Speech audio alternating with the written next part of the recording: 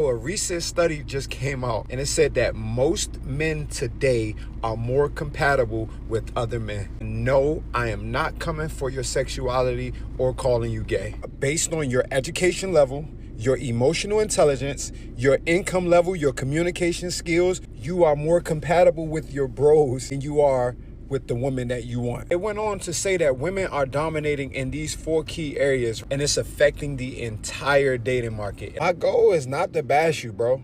My goal is to just bring you awareness so you know what you up against. First and most obvious one is financial independence. Biologically, historically, bro, women mate across and up.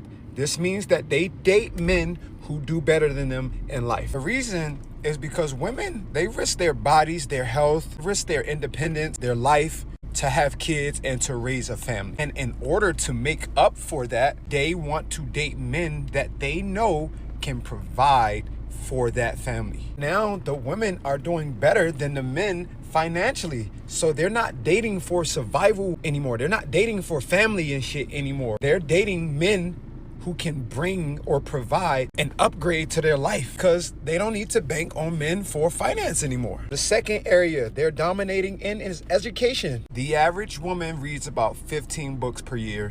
The average man reads less than 7. Now, this is deeper than some fucking books. It is simply an indication that the knowledge and education gap is growing. And now conversations aren't even intriguing. You get on that date, you get on that phone call, you have nothing to talk about. If you can't stimulate a woman's mind, you will never get to her physical.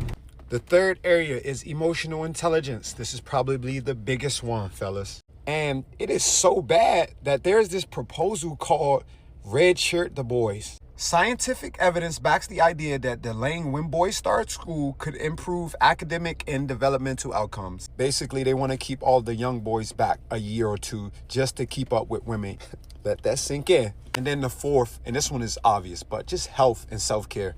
Women on average go to the doctor more, typically take care of their skin and their bodies more, and just overall prioritize their health and their well-being more. Now, for the men that got even a little bit of money, a little bit of emotional intelligence, go to the gym and take care of themselves, the dating pool is vast for us. This shit is easy. The competition is super low, fellas. So, hope this video helps.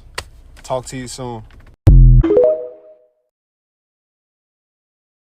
A man will literally be like, my wife wakes up early every morning and makes our lunches, and she makes our dinner every night, and she does the grocery shopping and the meal planning, and she washes all of her clothes and does all of the laundry, and she cleans the house a few times this week, and she works a full-time job too to pay half of the bills, because I would never marry a gold digger who doesn't go 50-50 on the bills. Hello, she's an adult woman, not a child.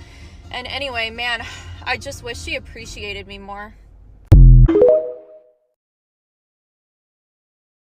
There's no female loneliness epidemic, only men, huh? Yes, that's exactly what I'm saying. Because women collectively, young, middle-aged, and old, have all understood and agreed that if they are going to be the ones that have to do all the heavy lifting, if they have to do all the cook, clean, wash, and iron, if they have to do all the bill paying, all the working, and all the things by themselves, and the only thing you as a man have to offer is your mediocre existence and maybe a mediocre paycheck, they can do that all by themselves.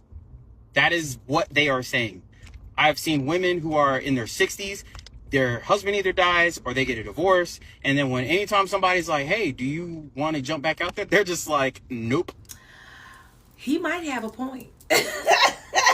You know, there's a lot of men who complain that women are lonely cat ladies and women are going to be lonely and fat and by themselves. But if I can be honest with you, fellas, I only know a few women who complain about being lonely and actually want to pursue being with a man or getting married.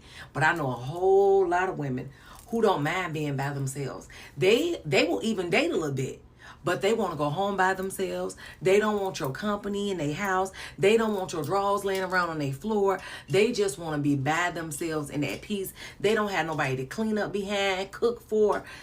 They're living the soft life that you didn't want to give them. Now, that's what I heard from the ladies.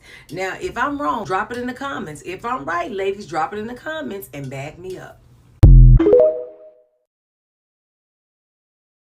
If women ever got caught having second lives, it would not be with another dude. It would be alone.